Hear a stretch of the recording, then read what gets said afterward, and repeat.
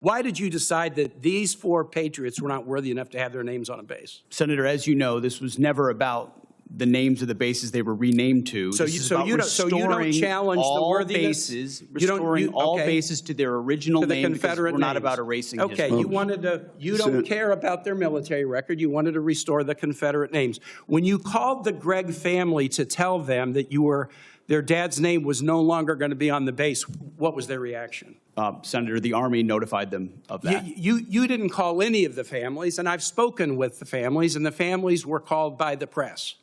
That's how they learned about this. They learned about it from the press. You didn't call the Barfoot family, the Gregg family, and you didn't call the Adams family.